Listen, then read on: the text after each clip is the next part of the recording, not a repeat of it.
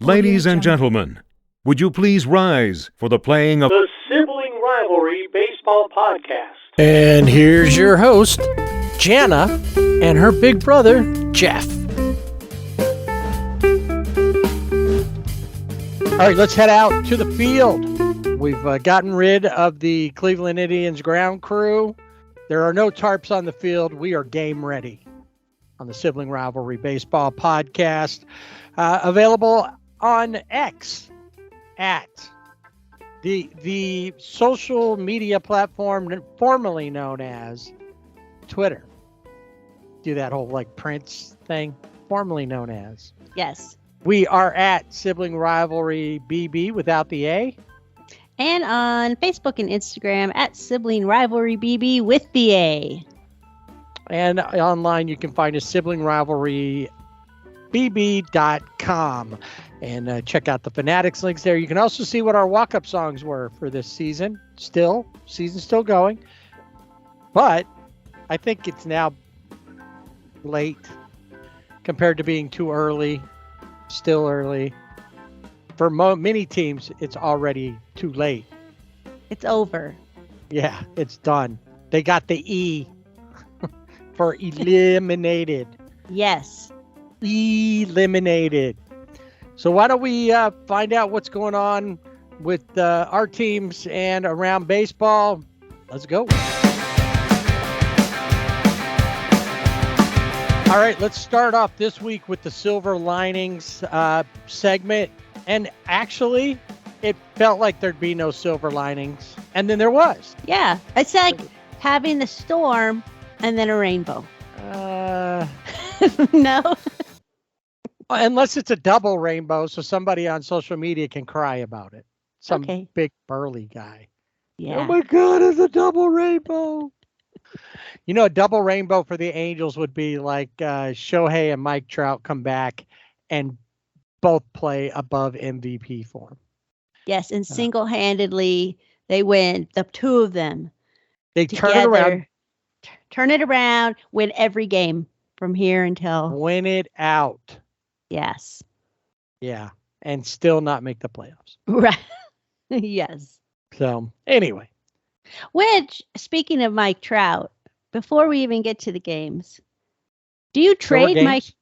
Do you trade Mike Trout? I heard that they're willing when he goes to this meeting and he says, how much stock do you put into that? Well, if it was Jeff Fletcher from Orange County Register who follows him, I would say I could probably take that to the bank. But it was Bob Nightingale, and we know Bob Nightingale and John Heyman are good for just stirring the pot. And yeah, they're good for, what do you call it? Fodder. Not even that. And, you know, these are the guys that, like, you know, when you talk about fact checkers, these guys never have to be fact checked because you just know there's no facts. Right. Exactly. Anyway, he had reported that. And honestly, I think most of us were fine with this. That if Mike Trout requests it, we'll trade him. That's the word. And if you remember when Mike Trout was asked, he just said, I want to know what's going on. Where are we going from here? Now, if you read into it, you could read into that to mean if it doesn't sound good, he could possibly ask. But when asked directly, Mike Trout wouldn't answer.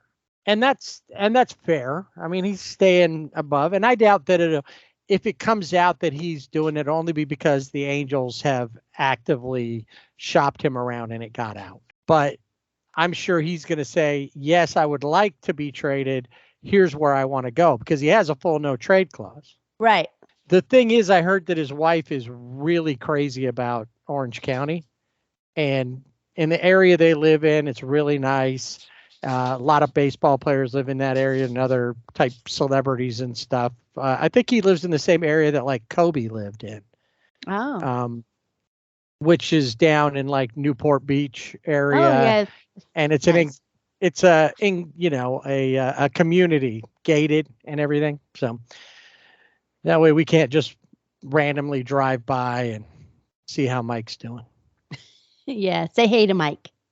Although I think he would be better. The guy I'd really like to drive by his house and maybe egg it would be Rendon, who still a lot of talk. Travis Kelce from the Kansas City Chiefs, same type of a injury, bone bruise.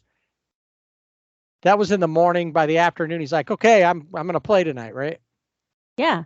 Rendon hasn't done anything since July, but he was out doing some in his speed sprints out in the outfield, which basically was meant that he walked about as fast as like a 95-year-old with a walker does across the room. That sounds about right.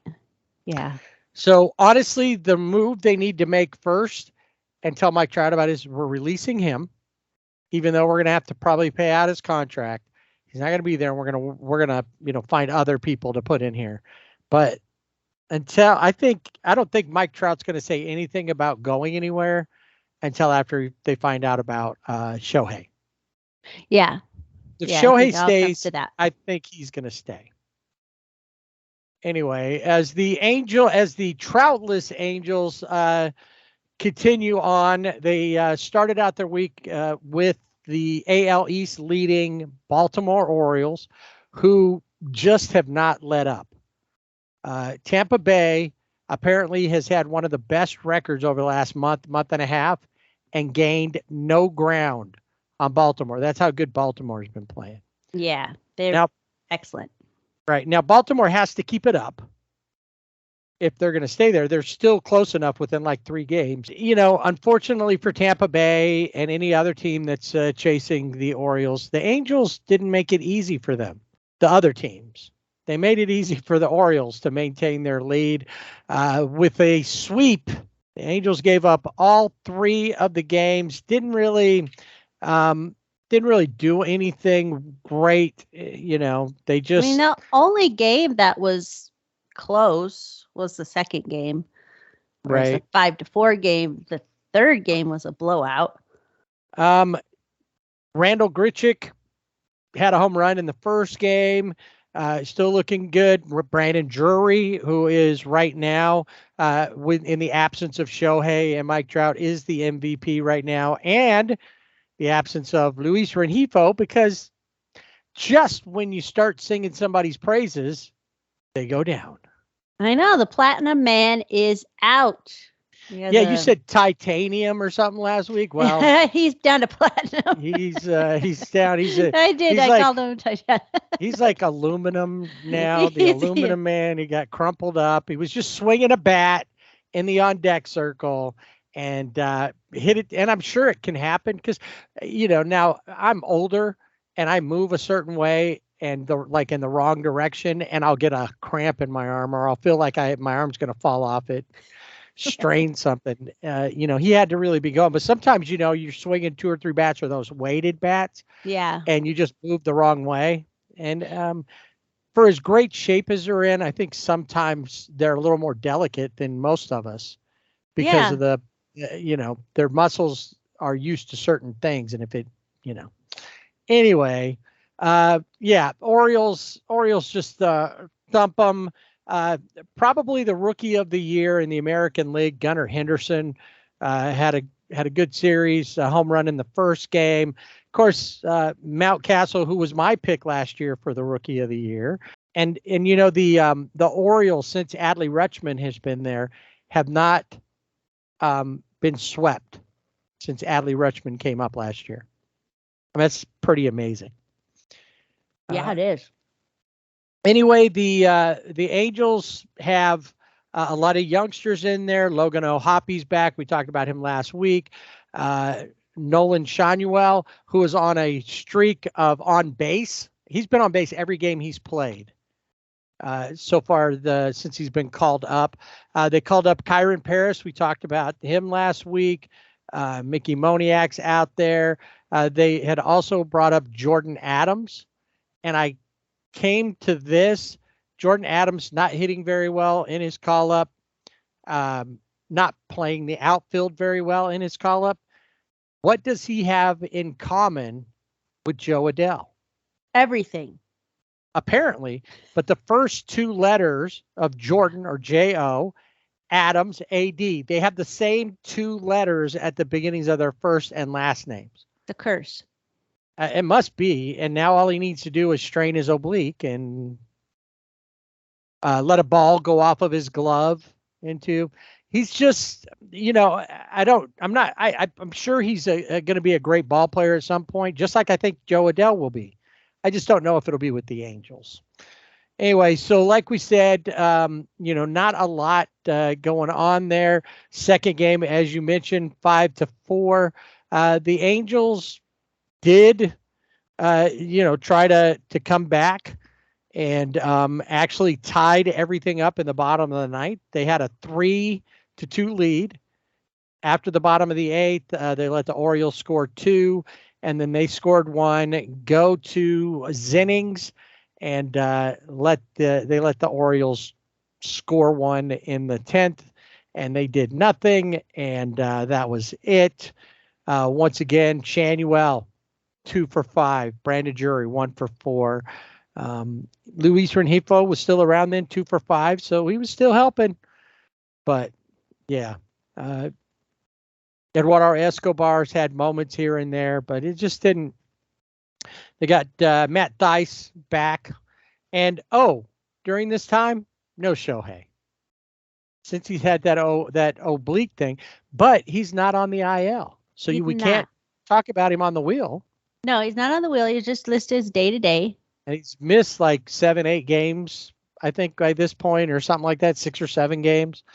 On the way, will he come back and play? Word is he's supposed to play in Seattle, but that series has already started as of the time you hear this, and so far from the first couple games, nope. And played a day game on Wednesday, and I don't know if he was in there on that game because I don't know. Just not paying attention. Well, really. And really for the Angels, they've had so many people on the IL. What does it matter if they put him on the IL, keep him off the IL, make him day to day? It doesn't matter. The rumor is, or what I have heard is the reason that he's not on the IL is because it has an effect on their payroll and whether they'll end up having to pay a luxury tax. Now, whether that's just somebody being funny, it actually came from a good source. So I don't know, but it is something that very well could be the case. And knowing the Angels, they absolutely would do that. Yeah, you know what? He didn't play in the Wednesday game either. We'll talk about that series, that Ohtani-less series next week. Don't know if he's going to make it back. At some point, I'm thinking, just figure out what you're going to do with your elbow and go do it now. Yeah, I think that's probably the best. I mean, we know the season is over for the Angels. Why not just do it now? Just, because you're on the bench anyway. You're day to day. Just now be on the IL. Right. And as of the weekend, the Angels were, as of Sunday, they were 4 games away from elimination from the West. Still hanging in there with the wild card. Well, we know that's not going to happen because there's too much other going on above them. Mm-hmm. Because when we get to around baseball, we'll talk about it. But 1 minute it looked kind of clear, especially in the American League, and now it is muddy. Yeah, it's really muddy, and it changes all the time. So right when you thought that, well, that was it. Like I said, they get swept. Best game was the Zennings game in the middle there. They got thumped in the last one, 10-3. Patrick Sandoval just atrocious in that game. 7 runs over 5 innings. Yeah. No reason to even, who was it? Rengifo was the silver lining in that one. Yeah. With a home run with 2 for 4. Who went 3 for 4? And couple hits shy of the cycle, Brandon Drury. So, yeah, it was all about Santander and Austin Hayes with home runs in that one. Yeah, it was just ugly, 10-3. So the Angels then welcome in the Guardians. Their former teammates. Yeah, that's true. Lopez and Giolito on their way in, and Giolito would pitch in this series. And so, you're thinking, okay, how's this going to go? What's going to happen? And that really, with the Giolito pitching, knowing that he was going to pitch, I think that becomes a marquee matchup. I think so, yeah. And, Giolito had a lot of good things to say about the team, about the clubhouse, more about his teammates. Yeah. And it seems like in certain areas, there's a lot of good stuff going there. But there's still issues. And, by all accounts, Phil Nevin's a great manager for the players. Maybe because but he's not a good baseball manager. He might be a great guy for hanging around, talking to the players and doing that. But I can tell you just from watching what's going on the bench, Mike Moustakas is having a bigger impact on his teammates as kind of a senior player coach feel than Nevin's ever having, than most of those are ever having.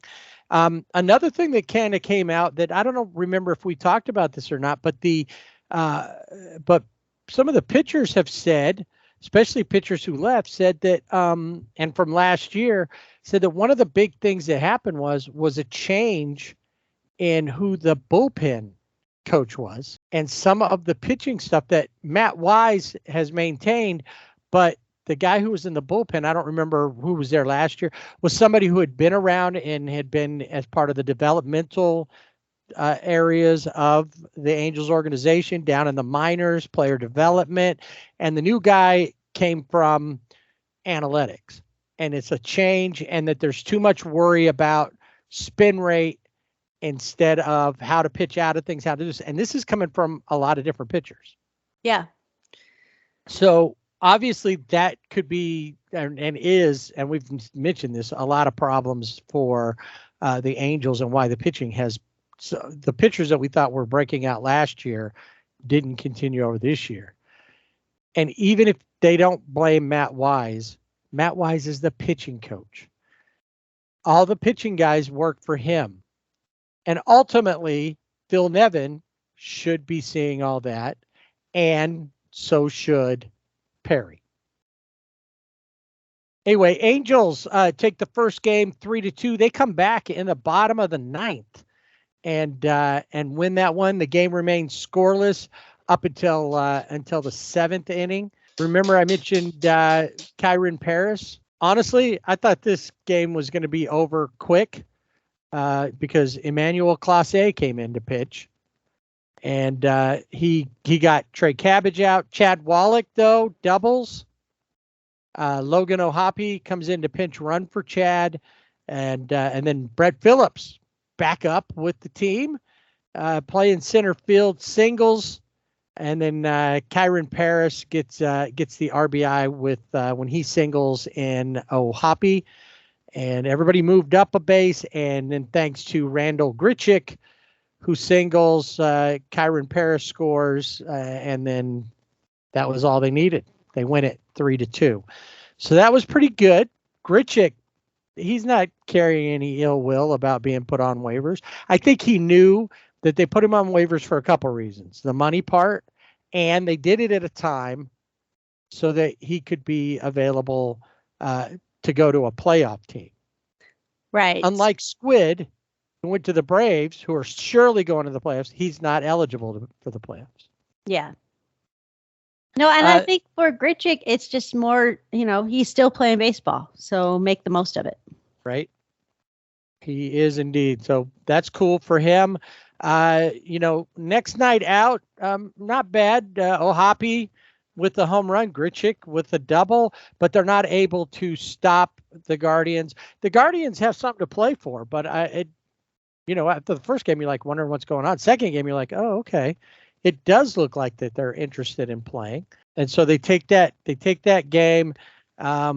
Griffin Canning pitched 5 1/3, only gave up 3 runs, so it wasn't too bad. It was more the bullpen that really, Colton Ingram, Jose Marte, that let it go through. So this is a 4-game set. So right now we've, 1-1, and then the Angels decide, well, we'd like to win another game.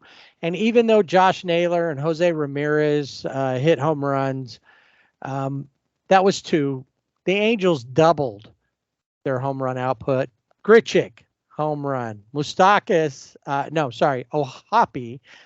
Thaiss, and Brett Phillips, all with homers. The light-hitting Brett Phillips looking pretty good in his return. And maybe there's no pressure, so he's playing, easier. Yeah. And that was the game against Lucas Giolito. Now, Giolito did go 7 innings and gave up four runs, but he was bested by Tyler Anderson, who threw 8 innings and only gave up 2 runs. Who is that guy? Where's he been? This was the marquee matchup that I was talking about. Tyler Anderson versus Lucas Giolito should have been on, national TV. But yeah, Anderson gives up the 4 hits, 2 runs, has 4 strikeouts, does give up 2 home runs. Giolito goes 7, as you mentioned, has 9 strikeouts, but gives up 3 home runs. Right. So the Angels have now taken 2 of 3. Ooh, what's going to happen? All they have to do is win on Sunday, and they win the series. And the Angels would send Kenny Rosenberg, the rookie, to the mound. He would go 5 innings, give up 6 hits, strike out 4, give up a home run. The home run would be to Cole Calhoun, former Angel. It was kind of fun watching Cole Calhoun out there because he was telling a couple of the other guys, his teammates, how to play the wall. And, he's got a lot of experience there, a lot of years. Oh, yeah. Kenny Rosenberg looks good, only gave up that 1 run, which was a home run. And that was all that it took. The Angels put 2 on the board, thanks to Grichuk driving in an RBI and Moustakas also with a sacrifice fly. And that would be it. Runs were scored by Kyron Paris and Grichuk. So, well, and in this game too, you had Kenny Rosenberg start the game, and then the bullpen did their job and kept them. Only gave up 2 hits, but no runs, so kept them from also scoring. Saw the return of Ben Joyce. Yeah. So, and we kind of wondered if he was going to end up being a Tommy John guy. Because of the train. It took him a while to get back, but he did get back and pitched okay there.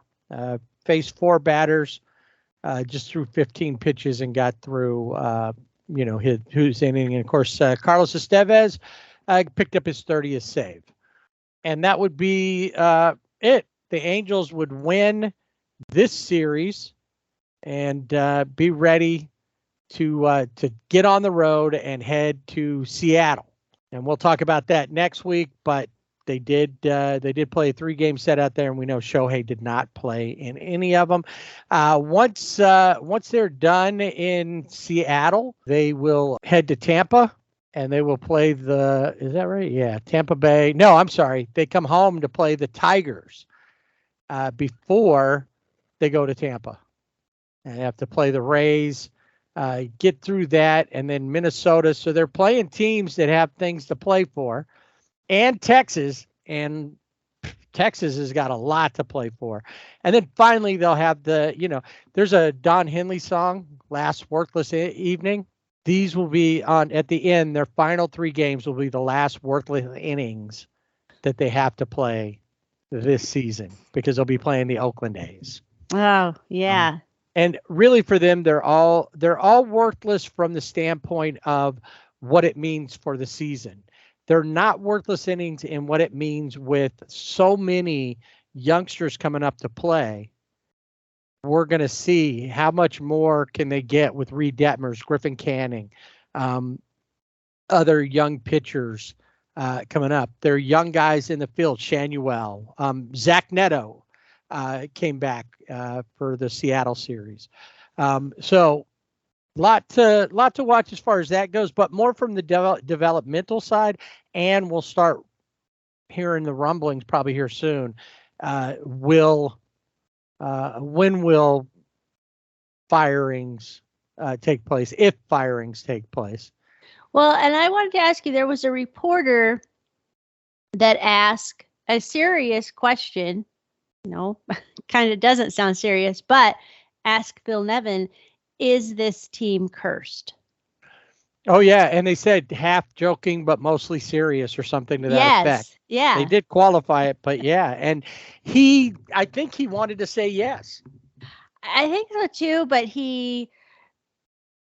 I think when he heard the question, he was kind of like, what? And then he thought about it, probably thought about how should I answer this in a proper way instead of coming out and saying, yes, we're cursed. I think that that's the one thing I got to give him credit for.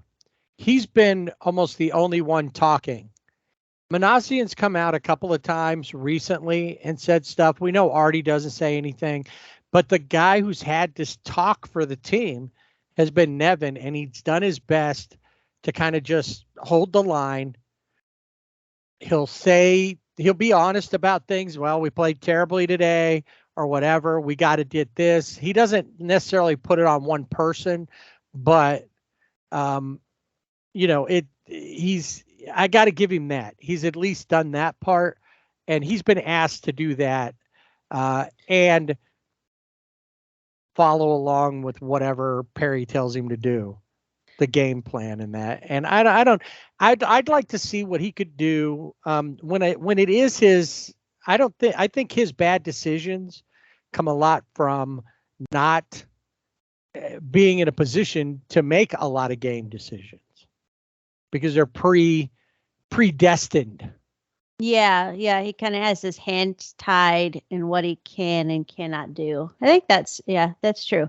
Now, I do have a question. I was wondering if at this point, or just not even at this point, if Angels fans are just apathetic, because we put out, I think, a great idea, taking a page from the Oakland fans with T-shirts, sell the team. There's also a shirt, an option that could be Curse of Artie. And we got some, we got one person who's not even an Angels fan that commented. So I'm wondering, are Angels fans just apathetic? And should we blame them when you have Shohei, you have Mike Trout, you were hoping for something out of Rendon, but I think that ship has sailed, and all of Angels, everyone knows. You think it's sailed? No, it's probably, I was going to say it's sunk, or it, is on fire in the, it's done. So I'm just, that's what I'm going to go with, because I still think about that song by the moving pictures by the group. What about me? I think that's the Angels fans should just sing that. I think that the Angels fans are beyond that. Not about us. Yeah, no. But there's this, I don't know about apathy, maybe. I mean, at this point, it's same, what is that? Aerosmith's on their retirement tour. Well, they will be.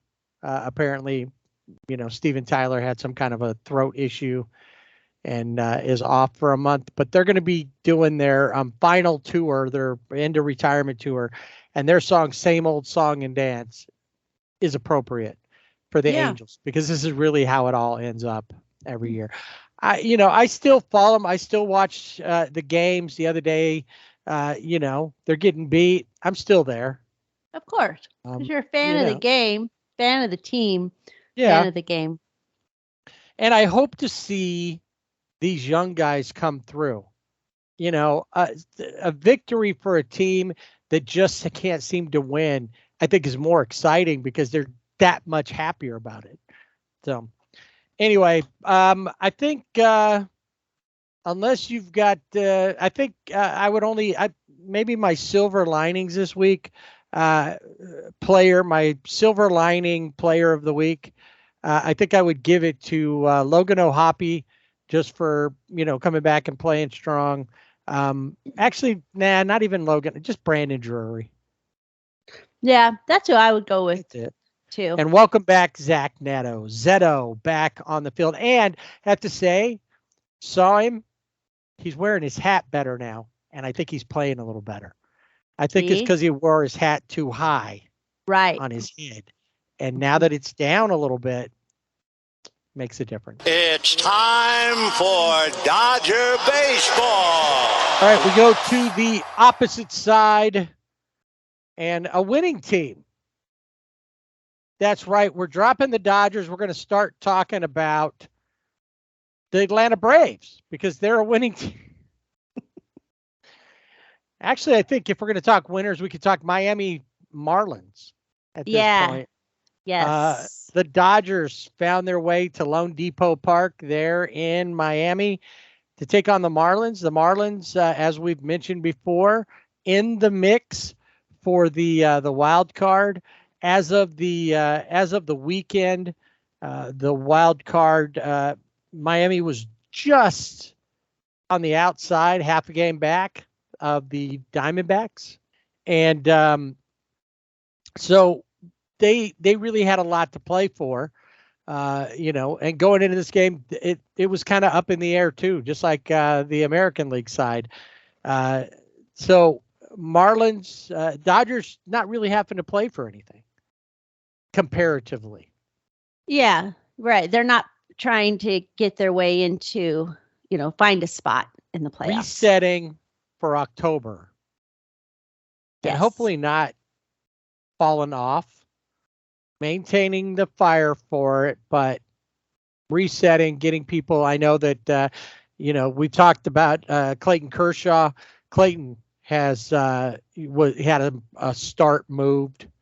And when asked if it was more about his shoulder, they said, no, it's just to set up future starts. Do we believe that? Well, we don't have much choice at this point, but it may not be. Who knows?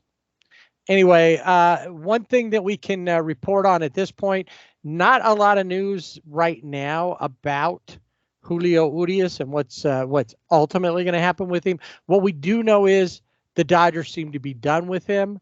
They've removed his locker stuff, took everything off, and I think that I had heard that Colton Wong, I think, is now in his spot or where his locker was. They either painted over or covered a couple of murals in Dodger Stadium that had Julio in there, and Dave Roberts more or less said, yes, we're done. Yeah. Well, and I mentioned this last week, and as this is probably what was going to happen, all of his jerseys, anything, with, jerseys, shirts, whatever, have all been removed from all of the team stores and the team kiosk. Yeah, he had a WBC bobblehead coming up with him in his Mexico jersey and all that canceled. I would like to see them cancel the Dave Roberts bobblehead night because they have him sliding into a base. Yeah. He never did that with the Dodgers. No, that's his claim to fame with the Red Sox. So. Yeah, they should have had him like leaning on like the fence. Yeah, in the dugout. Yeah. Yeah, that would have been perfect. That would have been better. Well, and this was the first series and the first game without, Julio and, and everything that had transpired. So I think Dave Roberts has said, he's just really disappointed, sad, shocked. I haven't heard anything from the players. Players haven't said anything, and they're not going to. They don't need to. And so it's just like you said. Well, they didn't say anything about Bauer either. No. I mean, there was talk like you always hear, oh, he was friends with this person or they followed each other. I don't know that you already said any social media, but more rumor-ish kind of thing. Right. Anecdotal, but here nobody's saying anything. And I think maybe the difference is that these guys have played with Julio for a while, won a championship with him. Right. And Trevor Bauer, they didn't have that kind of time with him. He'd only been there that was his first season. Yeah. So, and he much more of an odd duck. Yes. By all accounts. So definitely. Anyway, so the Dodgers, I think, were a little off their game. They were able to score 3 runs. Well, and it was tied. The game was tied 3-3 until Brian De La Cruz hit a 2-run homer in the 8th inning. They broke that tie, and the Marlins win 6-3. But in this game, it was Kershaw Day. Clayton pitched 5 innings, gave up 5 hits, 3 runs, 5 walks, which is very uncharacteristic, only 3 strikeouts, and 2 home runs. Ryan Yarbrough would come in to pitch 3 innings and gave up the 2 home runs. But back at that. Exactly. Yeah, Jazz Chisholm Jr., who every time he hits a home run, it's like the first home run he's ever hit when you watch him go around the bases. Josh Bell and Jake Berger, who seems to be a Dodger killer because he hit his share of home runs in LA when they were there. The White Sox too. Yeah. When they played the White Sox, he was. Yeah, that's right. So, I mean, they just came in, and I think, like you said, they have something to play for, and they just were able to get this win, the 6-3 win. So I always think, okay, first game, the Dodgers will turn it around. In the second game, it just got worse. They did not turn it around. Spoiler alert. And actually, Lance Lynn on the mound. All right. So full disclosure, last week when we were recording the episode, this game was on.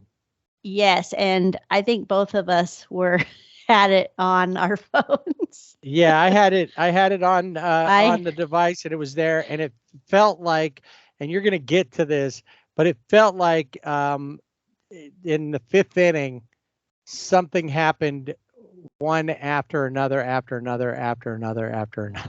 Yeah, it wasn't as bad as it seemed when you're not paying full attention to it, but if we had not been recording and we'd both been watching it, I can only imagine the text going back and forth. Well, I can imagine the one text somewhere in the 5th inning where I would have gotten a text that said, I can't watch this anymore. I'm turning it off. That's right.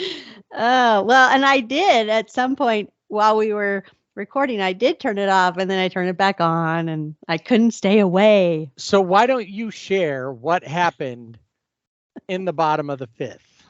Oh, do I have to? Okay, let's set the stage. In the top of the 4th, the Dodgers would score a run. Yes. They scored 1. They're up 1-0. Lance Lynn, not looking too bad. Jason Hayward was, thanks to Jason, he hit the home run, and thinking, okay, that's not bad. Made a catch that prevented a run or two, and you're thinking, okay, things are good. Yeah, things are good.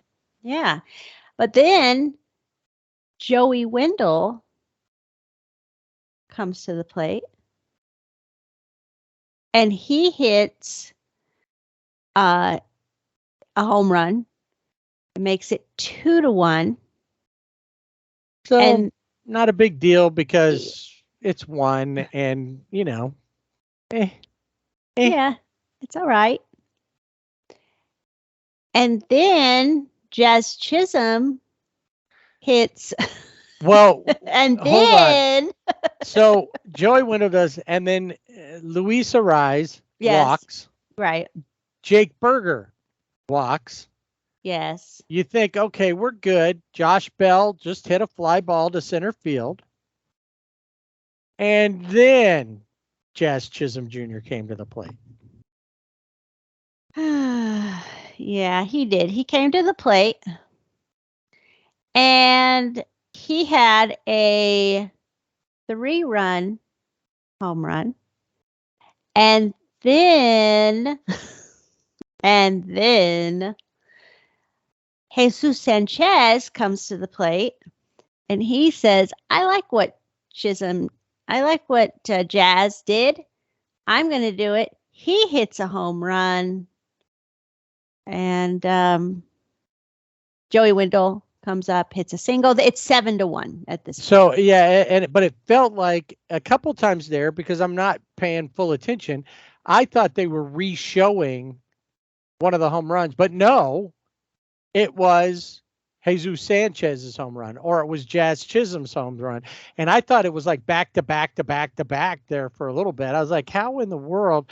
And like you said, then all of a sudden it's like 7-1. Then, gives up a couple of singles. Joey Wendell comes back up. Joey Wendell at this point, he was the 10th batter at the time he came up, 10th batter in the inning. And he singles, and that scores another run. Luis Arise comes up, and in his hitting way. Now nobody's talking about 400 anymore with him. No, he's kind of settled down, and he's actually in a position that if Freddie continues to be hot, which he wasn't in this game, he may lose the batting title to Freddie. But at this point, it's still about a 20-point difference. So anyway, but I do know that Freddie in one weekend made up like 40 points. Yes. With Arise. It was crazy. Anyway, so they get to that point. They finally find their way out of the bottom of the fifth, and they're able to get a scoreless sixth, and then they give up two more in the seventh, and then that would be the end of it as far as once again Joey Wendell, with a double there, Yuli Gurriel with a double, scoring Sanchez and Wendell scores. Dodgers do take a step towards maybe a comeback there. Not a really big step, but Jason Hayward reached on an error that allowed David Peralta to score, and then James Outman goes yard, and that would be all the scoring. He and Jason Hayward come in, and they end up walking away with a sound beating. Yeah, 11-4, and there wasn't. Yeah, it was just one of those games you just have to turn it off because, like, how is this? Yeah, is this a replay? They're showing. No, it was back-to-back home runs and other hits sprinkled in here and there. So it was ridiculous. And Lance Lynn only goes 4 2/3 innings, gives up 7 hits, 8 runs, 3 walks, 1 strikeout, and then the return of the home run curse, 3 home runs. And I think after this game, at this point, he's given up 40 home runs over the course of the season, with the White Sox. And he basically said, you know what, at this point, who cares? didn't say it like that, but yeah.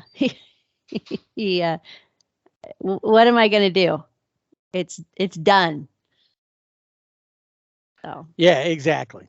So now the last game of the series lines up more with what you were hoping for the second game of the series.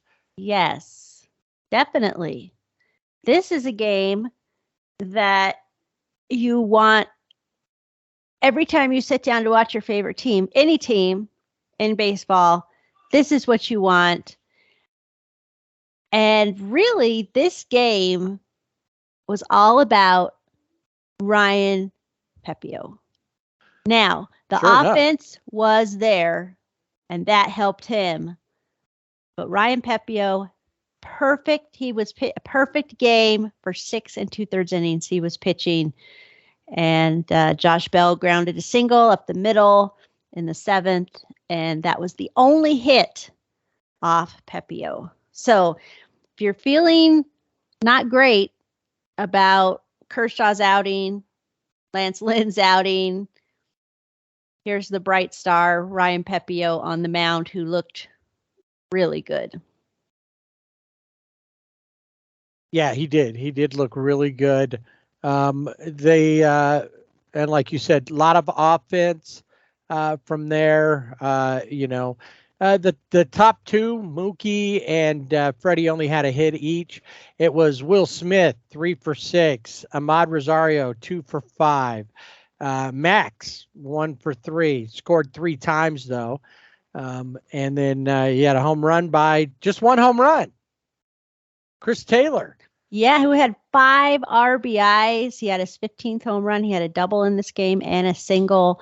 Miggy Rowe, as they like to call him, Miguel Rojas, had 3 hits, and Will Smith had 3 hits, which is really good because Will Smith there for a while has been iffy at the plate. He hasn't been consistent, like the constant that we're always used to with him.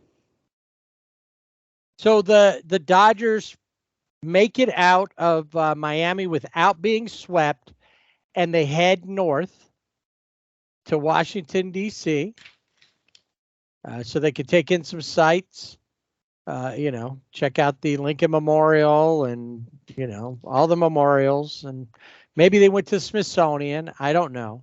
Yeah, they have, at the Smithsonian, they have the puppy shirt. Oh, really? The Seinfeld episode. Wow. Yes. Plus, there's baseball stuff there. Yes. I one time years ago went to a mobile exhibition that from the Smithsonian. They were doing it. I think it was at the LA Convention Center, and I got to see Abraham Lincoln's stovetop hat.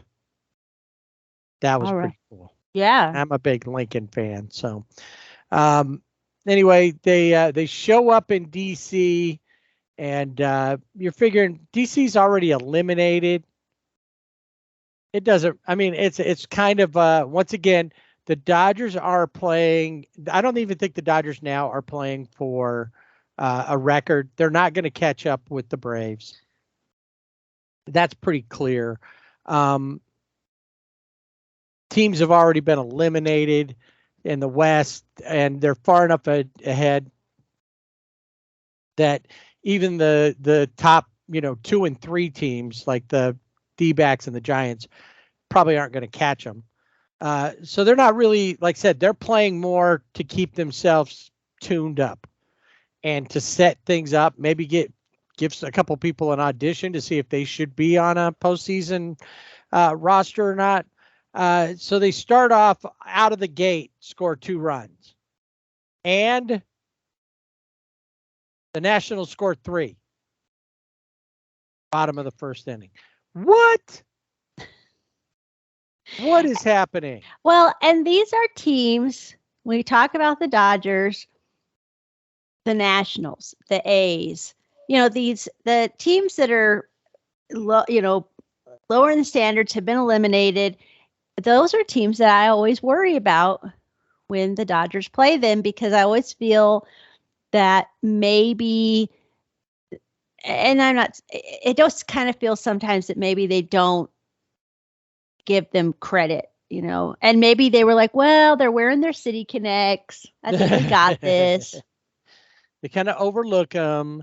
Yeah. And the other thing is you can't discount former players for your team not wanting to show you up and show you why it is that you shouldn't have traded them. Yeah, and I wonder if they were saying the same thing to these guys in DC as they were saying it to Alex Verdugo in Boston. They didn't want you. That's why you're here. Well, Keeper Ruiz proved them all wrong with a 3-run home run in this game.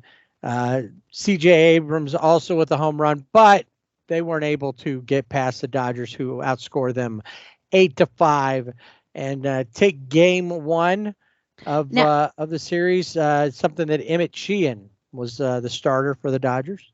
Yeah, and we failed to mention there was some tense moments, people praying, lighting candles, because Mookie Betts left after the game in Miami, left on crutches. And everyone was like, no, not Mookie. And the word was, it was all negative as far as like, was there any damage or anything like that? And the word was he probably wasn't going to play in this series. Right. Operative term, probably. And, as you mean, he was diagnosed with a bone bruise. And he said it's a bruise and it hurts, which I think we've all had bruises that, sometimes you get a bruise and you're like, where did this come from? You didn't even know. And then sometimes you get a bruise and Yeah. And then like a dummy, you press on it, even though it hurts. Right. And then it hurts more. So Mookie sets out the first 2 games. David Peralta steps in to take over in the leadoff spot. Freddie, he's pretty much good for at least 1 hit every game for the most part. At least one, yeah. And then he'll break out. But in this game, he was 1 for 5. It took really not a lot. It was a smattering of hits except for JD Martinez. Yeah, he was 3 for 4 in this game. Now, this game did go into innings, which is, and I said this last season with the Dodgers, innings is not their thing. That is not their bag. Not their jam, man. Not their jam. And this game, the game on Friday was delayed because of rain. This game had a 4-hour rain delay. And so that always, I think, plays a part. But yeah, this game, it was all about JD, which when I'm doing my notes, sometimes I put JT. I don't mean to. It's just, one of those. Well, Max had a home run, drove in 3. Yeah. With that 3-run home run. And then, of course, JD, like I said, 3 for 4. But otherwise, it was just a smattering of hits. And even though they scored 6 in innings, they couldn't stop the Nationals from scoring 1 more in the bottom of the 11th to win this game 7-6. Yep. And that's it. An okay outing from Bobby Miller. He goes 7 innings, gives up 5 runs. Had a career high 8 strikeouts. Yep. And then because one Miller's not enough, Shelby Miller replaced him and just threw 1 inning, but didn't give up any runs. He let the runs be given up by Brazier and Varland. Brazier, that was uncharacteristic based on how he's pitched. Varland, you never can tell. Right. And I think it ended right on I was watching, but then I had to finish it up listening to on the radio. I think it was a wild pitch that won that game for the Nationals. Not the way that you want to lose a game on a wild pitch. And we'll see where Gus Varland ends up later. Yeah, absolutely. So anyway, they don't win this one, but no worries. They still got one more. They can still take the series if they want to. Yeah. So Sunday game. Was there a rain delay in this one too? Yes, there was. There was actually a total over the 3 games, 6 hours and 42 minutes. There were also some, the Washington Crew, they're pretty good because they had rain. I mean, I think they were trying to get in as much play as they could, the umpires were. But in one, I don't remember if it was Friday's game or Saturday's game, I think Miguel Rojas was in the batter's box, and he slipped. And after that, they said, okay, we're putting the tarp on the field. And then the same thing happened to Chris Taylor. So they put the tarp on the field. So it wasn't, they weren't putting it on 30 minutes before anything happened. However, the tarp in DC, I don't think really likes the ground crew because some of them got trapped underneath it because they fell. Oh yeah, as they were running it out. Doesn't stop. You got to stick with it, or you're trying to get out from under. Yeah, so everybody was watching to see, is the guy going to come out? And he did come out, and everyone cheered, and right. as they were running to the concourse. In this game, Ron Yarbrough, who the day before his wife had given birth to their second child in Florida. So he was in Florida. So he's going to start this game. So he flew up just for this game. And I think this is kind of sort of maybe an audition of sorts to see where he fits into the rotation or how they're going to use him. We know in Kansas City, he was a starter. He, came in for longer innings, So, yeah, I think this was somewhat of a audition. And he only pitched 4 innings, gave up 5 hits, 2 runs, and had 5 strikeouts. And there were lots of doubles. James Outman homered. Jason Hayward drove in 2. And I mean, this game, it was 58 minutes in the top of the 5th inning. And it was just, I think they were just glad to get out of DC. They were probably waterlogged, both teams, because it was just a mess. And even Dave Roberts said, we are just spent. Because it's hard to play. You're playing a game and you stop. And I think Friday night was an hour and 30 minutes in the 7th. Saturday night's game was innings, so it went longer, but it was 4 hours and 10 minutes. And then about an hour on Sunday. But the Dodgers end up winning this game 7-3. Mookie Betts is back in the lineup. Yeah, he has a bone bruise. He has a bone bruise. And he came back just after a couple of days. Yes. Yeah. Wow. I thought that was like a half a season injury. If you're an Angel. Apparently. Or your name is Rendon is right. It's more operative. The curse word. of AR. I think I think I sent that to you because we just saw Aaron Rodgers went down 4 plays into his Jets career with an Achilles and out for the season. Once again, AR. So if you'll find his a book that Rendon has self-published in Aaron Rodgers' locker. Right. How to get paid a lot of money without playing. Right. He's an expert at that. Player of the game had to be Miguel Rojas, 4 for 5 during the game. Austin Barnes, who's been hitting pretty well, able to have his to bring his overall batting average up from like 91 at one point to 171. Yeah. So he's been hitting over 300 when he's played most games. And then, like you said, Mookie was back, although he didn't do anything.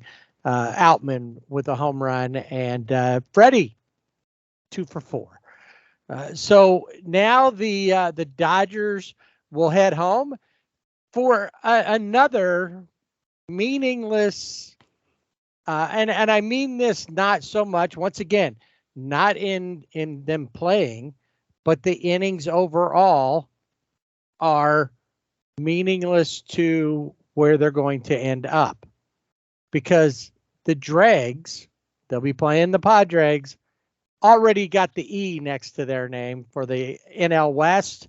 They've been eliminated. See, while the Nationals go on to play the Pirates, the Dodgers go on to play the Padres. It's all about moving on to P teams. Yeah. Do you think anybody plans that? Maybe, but they both have, and both the uniforms have yellow in them. Interesting. Anyway, so the Dodgers are going to play the Padres, and then they will be playing the Seattle Mariners. Once again, a big thing for Seattle, not necessarily a big thing for the Dodgers. The Dodgers. And this is interesting because they're at home against the Padres, but they go to Seattle just for the weekend. Right. And then they come home to play the Tigers. It's kind of weird, too, because these teams will end up facing the same two teams. The Angels just started the week in Seattle. Right. They come home to play the Tigers. Yes. The Dodgers go up to play Seattle, and then they come home to play the Tigers. Yeah. Well, whoever the traveling secretary is for the Tigers, whatever that title is, they did a good job, because they are in Anaheim, then they just go up to LA. So it's not, that's the schedule makers, the traveling people. They got to just, maybe they can put everybody up in a, there's a one of a kind Residence Inn in La Mirada. So even though it's not exactly halfway, it's right off of the 5 between Anaheim and going up to LA. They could put them there. They could all stay there. That way they have more like a suite, say, with refrigerators in the room and microwaves and free breakfast every morning. They could, if George Costanza is booking these trips, that Residence Inn would be right in his wheelhouse. Exactly. It would Dodgers have 2 more series with the Giants, one with Colorado after Detroit, and that'll be it. We're under 20 games basically as we move forward here. Question will be, who's pitching? Who's pitching? That's one of the things I have in my notes is, what does this rotation look like? I think with Kershaw, with the start being pushed back, that doesn't bother me a lot, because I feel like if there is something going on, giving him the extra rest works. He looks comfortable in the dugout. He's doing the, getting as many balls as he can. Like the Johnny Bench thing, trying to break that record maybe. So maybe they need to tell him to stop doing that. Maybe so, because it affects his his forearm muscles or his shoulder or whatever. He is scheduled to pitch in Seattle, which I don't know what his record is there. Didn't look that up, but Seattle will still be fighting for a playoff spot, or the AL West, depending on, especially on what the Astros are doing. So it may mean a lot when he pitches. So we'll see how that goes. Do you have a player of the week for the Dodgers, or? No, I just gave up on players of the week this week. But let me look here. Let me peruse. One thing as I'm looking is Walker Buehler. We mentioned Walker Buehler had that start in 2 innings in Oklahoma City. And I think some people were hoping that maybe he would be back, but he will not be back. The Dodgers have said he will not be back this season. He's going to continue with his rehab. And he was in, agreement with that. He said after talking to his doctors, the trainers, and that was probably, I think, really good news, because my concern was that he would push himself maybe too hard to get back. I don't know that the Dodgers would push him, but I saw it more him personally trying to get out there sooner than he should be. And we've been talking a lot. This is his second Tommy John. Right. And we've been talking a lot about that connected with Shohei, that it can be a lot tougher to come back from. And so it is better that this not be pushed to that, to a point that he could end up re-injuring himself and just being done completely. So I am going to give it to, not that he had great outings at the plate every time, but he did go 3 for 5 in one game, 4 for 5. And I'm going to give it to Miguel Rojas, who also has had really good defensive plays. Nice. I'm going to go with Ryan Pepio for his outing, and potentially giving us false hope that he may be the savior. Because Clayton Kershaw, there's more going on with him than we knew, or that stuff. So yeah, that's where I'm going to go. All right, sounds good. All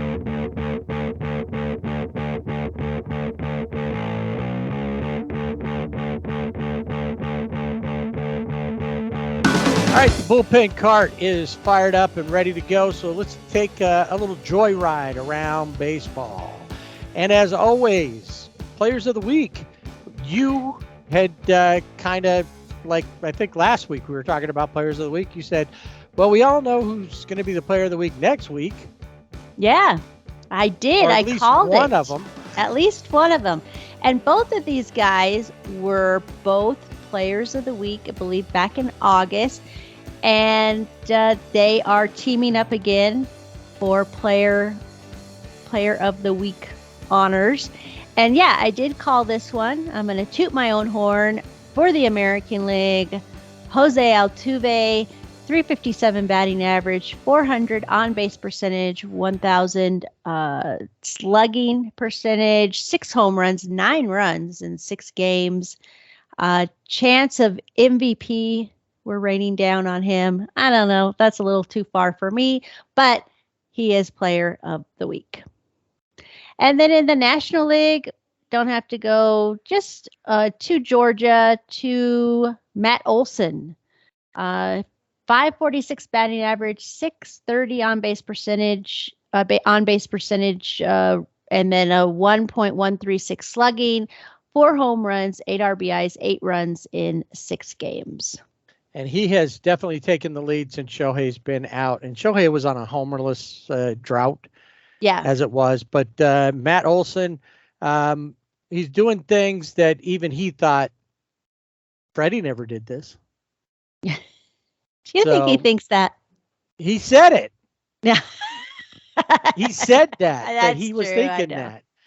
Well, okay. What I meant was he thinks that, but it like slipped out. Yeah, maybe. Maybe like, that he didn't mean to say did it. I say that out loud? Right. Yeah. One of those. That's what I meant. Yeah. Now there is, if you want to give, some people aren't crazy about Matt Olson, but I did read an article. He has a childhood friend who has is non-verbally autistic or nonverbal autism. Yeah. I had never heard of that before, but it's somebody that he's known since high school or before, and they're still good friends, and it's pretty cool. And in the pictures, he's smiling, right? And that's like, whoa, robot most of the time. Yeah. So yeah, he's just crazy tearing it up um, in Atlanta. So yeah, those are your two players of the week, and there we go. We also had this week an award that is going to be given out. Usually, it's during.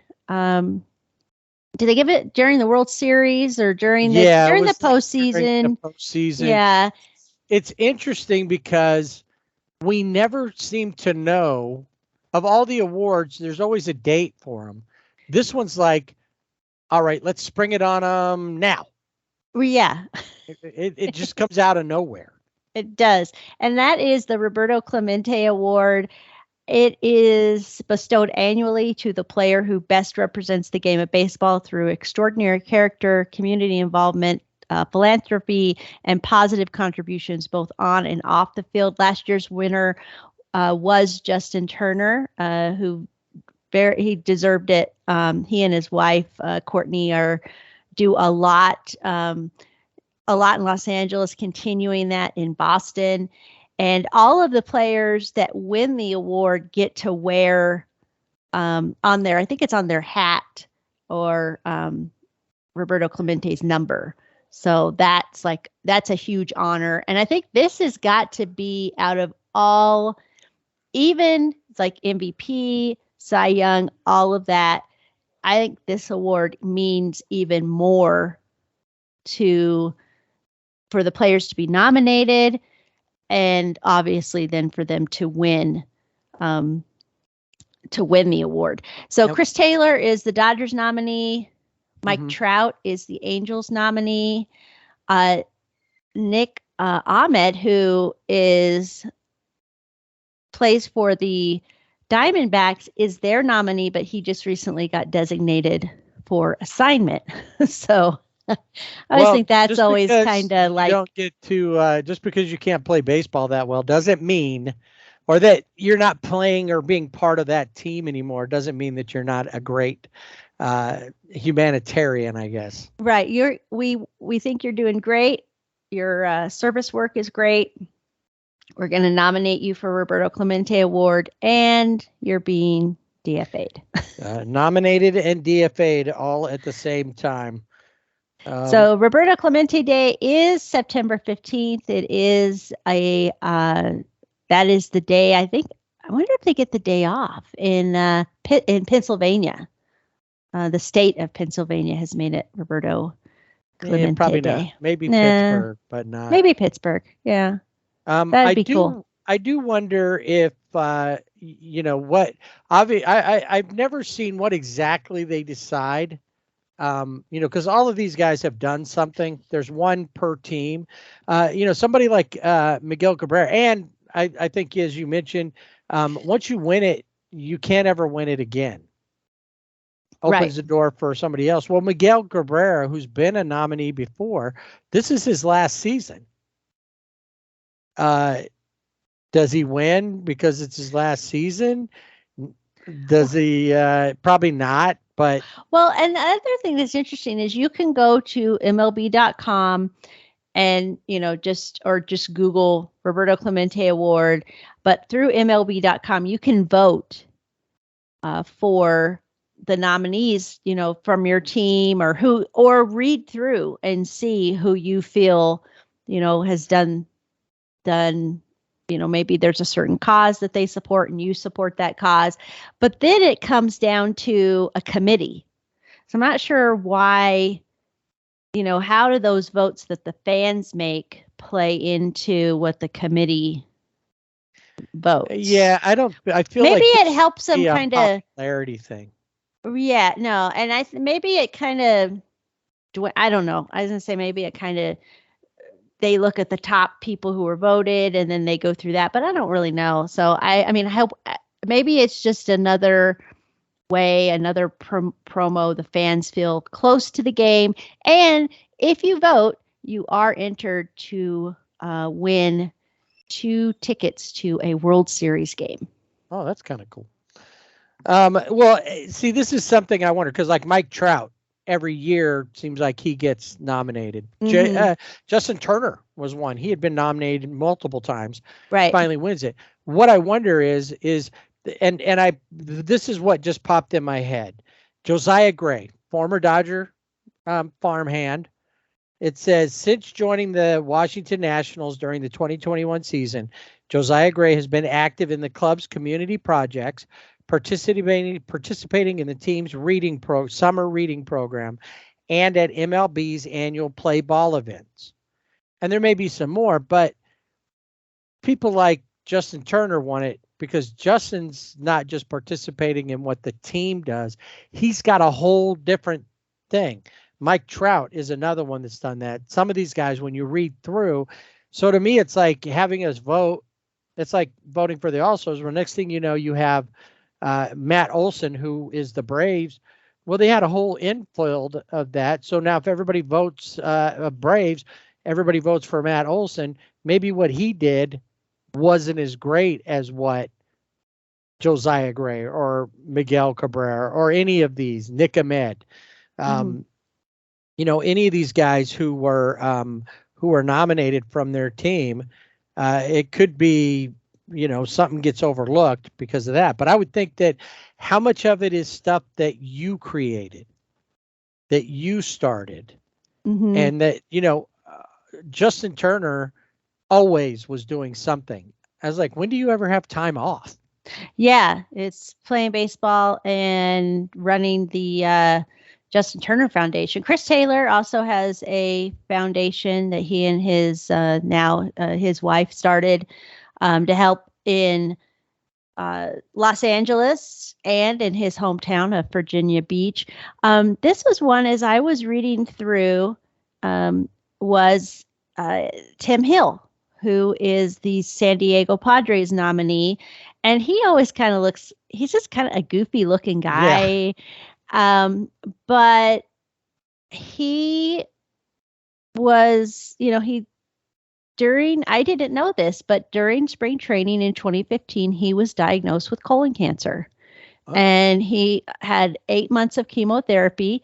He was cleared to play. He was able to join the Padres in 2020. And he says that this has been his second chance, and he's making a difference in, San Diego, and, helping with the Children's Hospital, helping teens that are battling cancer. But anyway, so it's kind of, you learn things about these players that you may, think, man, that he's just goofy looking. What's going on with him? But then you find out there's more to him than just a crooked hat on his head. Right. So, yeah, very cool. So we'll watch for that. We'll tell you who wins that when the time comes. One of our favorite times there. And, of course, Roberto Clemente Day coming up. Now, we're just talking about earlier in the show how things are all over the place. All of a sudden, what a difference a week makes. And like the fact that as of the weekend, the Yankees were one game from elimination. I'm just going to go ahead and tell you now. They got the E. They earned their E. They have been fully eliminated.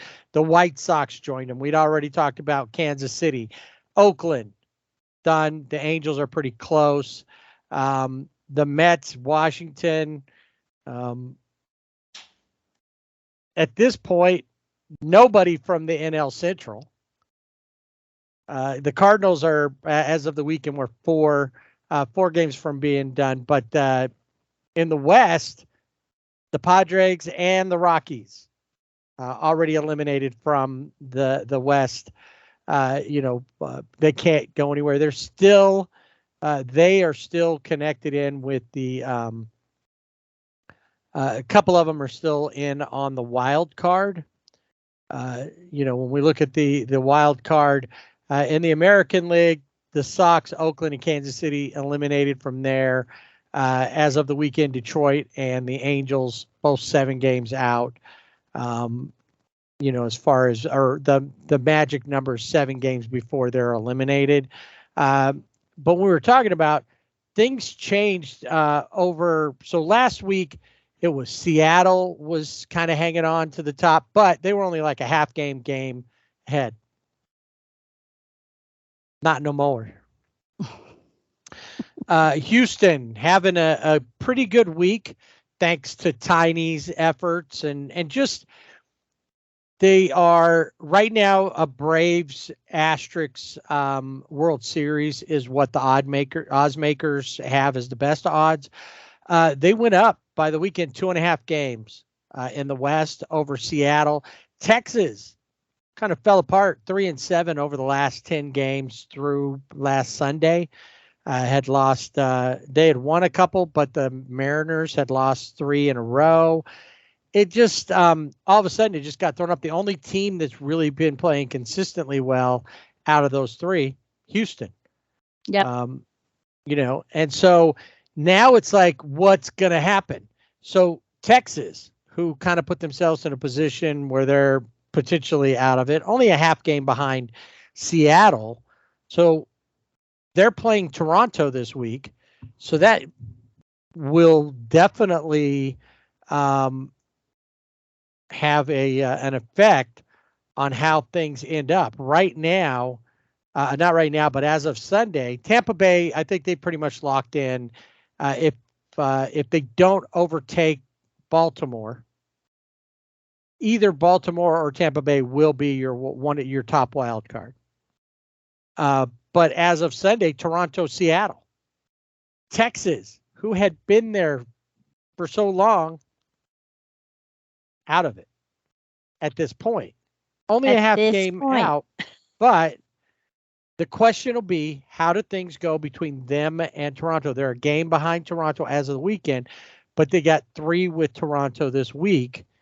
So next week, it could be completely different. I do think Houston's going to maintain their spot in the National League. Phillies are up by 4 for the top wild card spot. The Cubs and the Diamondbacks played this last week and kind of came to a draw. Both of them are wild cards.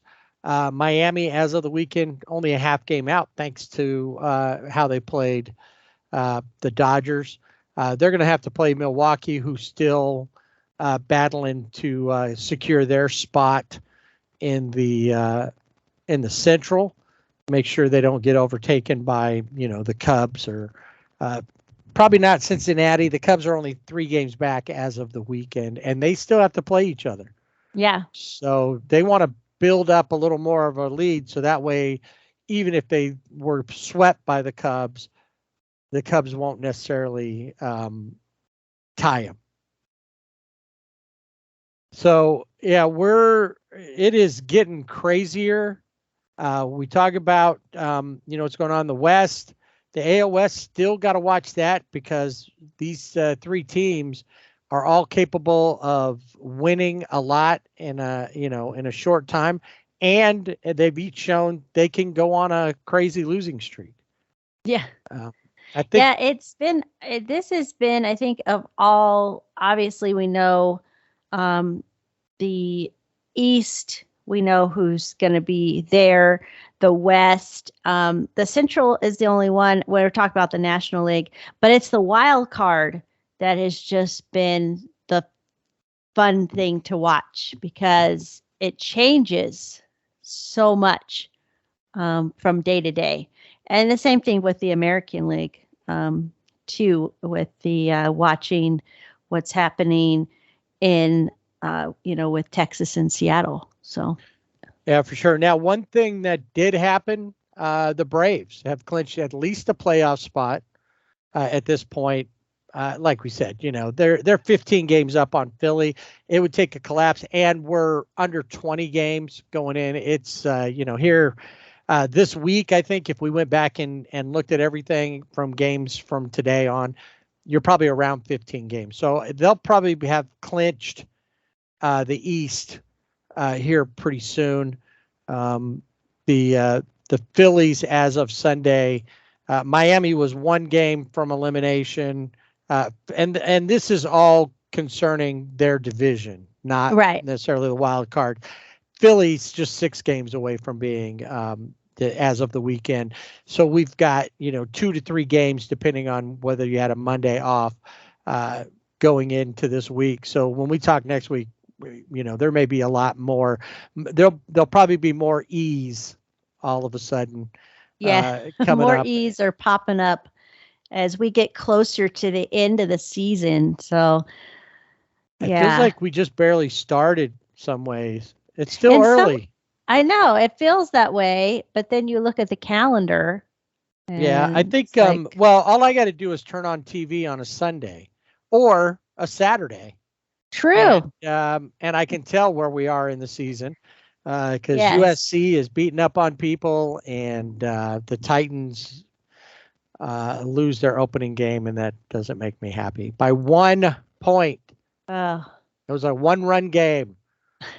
1-run game. It was a 1-run game. They lost to the Saints, my favorite NFC team.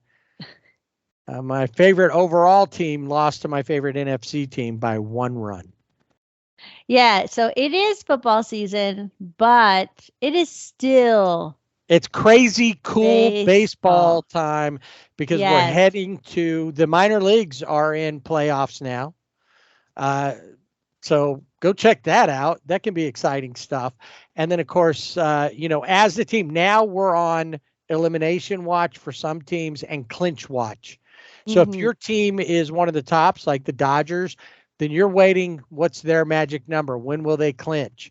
If you're watching, if your favorite team is the Angels, you're like, when will they be eliminated? We're just a couple of games away. And I think that's probably better. When you're that close to being eliminated, you just probably want to get it over with because then there's no pressure for anything else. Yeah, you just go out and play. Yeah, so go out and play. I can tell you right now, every single one of these teams that's in the playoff hunt right now or preparing for the postseason because they've already kind of established their spot is hoping that none of their big players ends up on the wheel.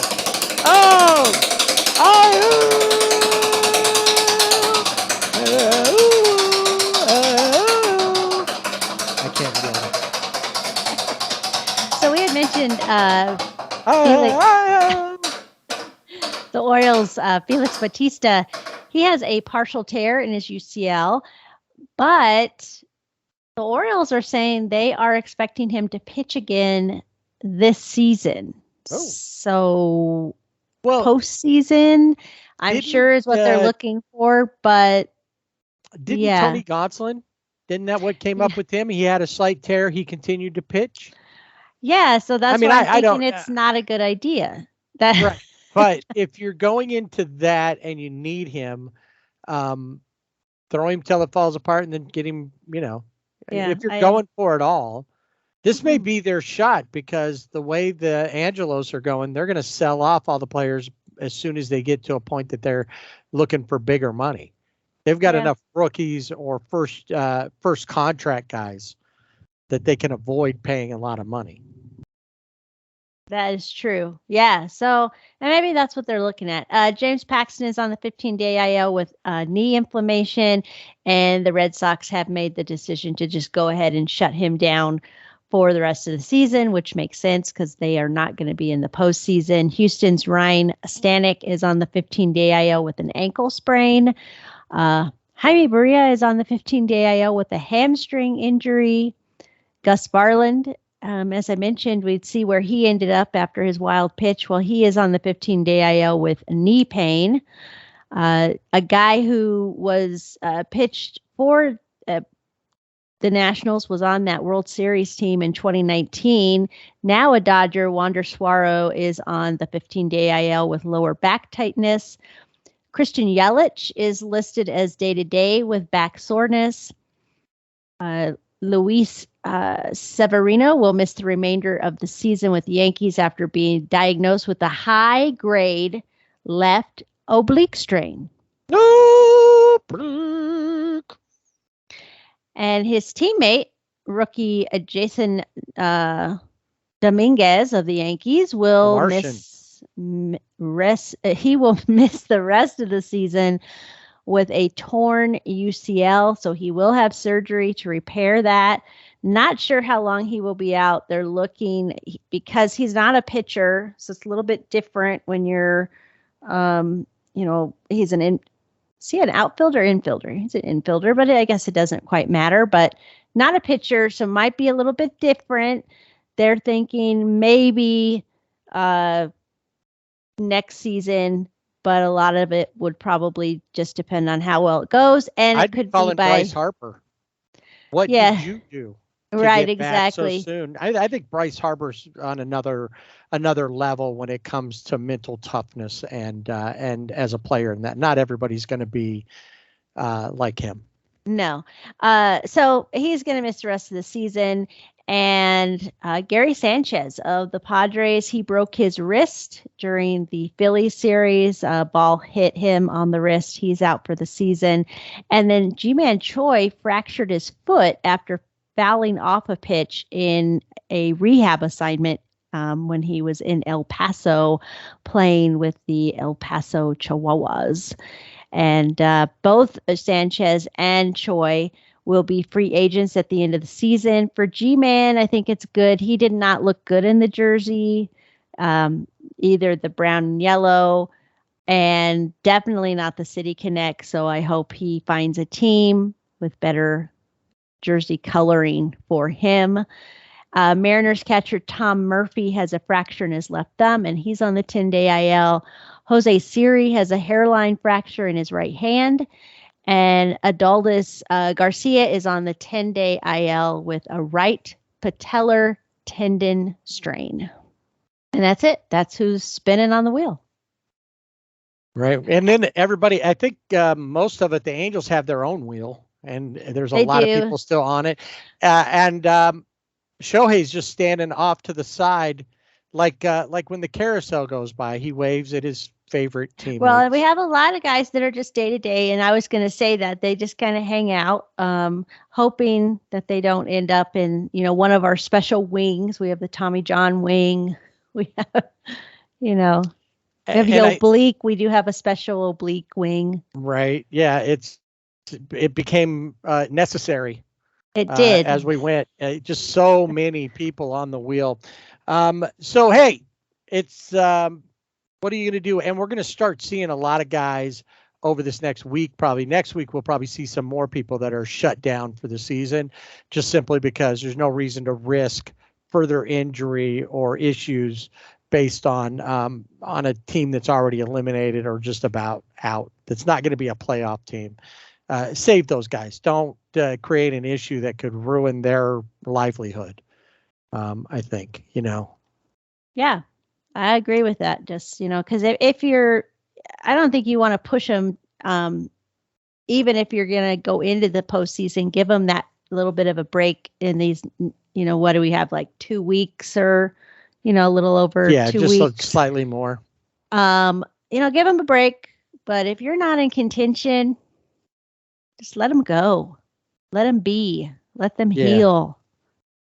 Because we got to, we are, the wheel is overloaded, and we might have to do some construction in the off season. All right. And I'm going to go ahead and just do this before we bail out today. Just looking through some breaking news. The NL East crown has been clinched. I can't believe it. And no, it wasn't the Nationals. Because they already got the E. Yeah, everybody expected it to happen. It's not a surprise. Question is, how will that affect the team? That's right. It can mess with psyches. You kind of get there. You're thinking, yeah, we're there. But then you let down. Players take some time off. Baseball is a game. That's why they changed the playoff system to be more day after day instead of having big gaps. You can't play it like the NBA playoffs. And obviously, like the NFL, once a week we're playing. NBA playoffs, you play a game, you're off for 2 days before you play another game. Right. Even though you're still in the same city. Not a lot of back-to-backs. The baseball season is all about back-to-back. You have more,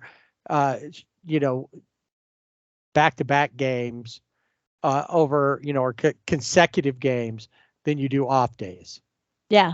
So you get in there. I know Mike Scioscia was always harping on that. We too much time off. We need to get playing, stay playing right away to maintain.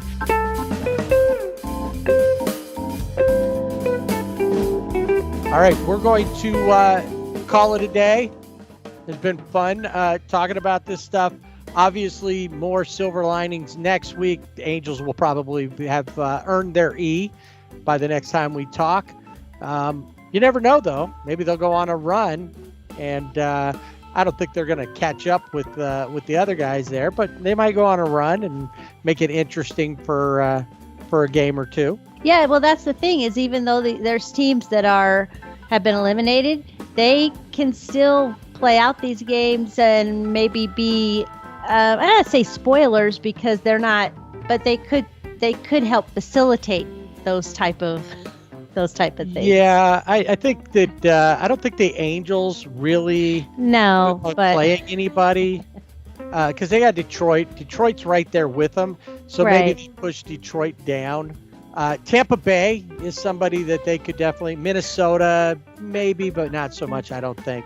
But those are the only two teams that really mean anything, have any meaningful games, as they're trying to maintain their spots.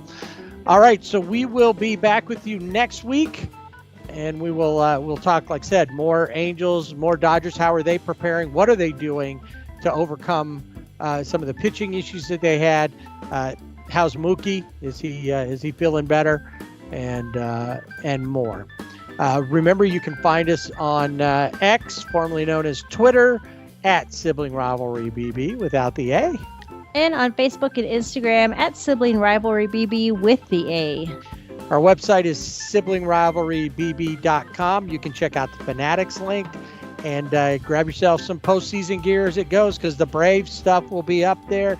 When the Dodgers clinch here in a few days, they will also have their stuff, and every team that clinches or makes it into the wild card will get some, postseason bound T-shirts or hats or whatever. So please do that. You'll be helping out the show. And until next week, have a great week. Watch some baseball. And don't forget to swing away.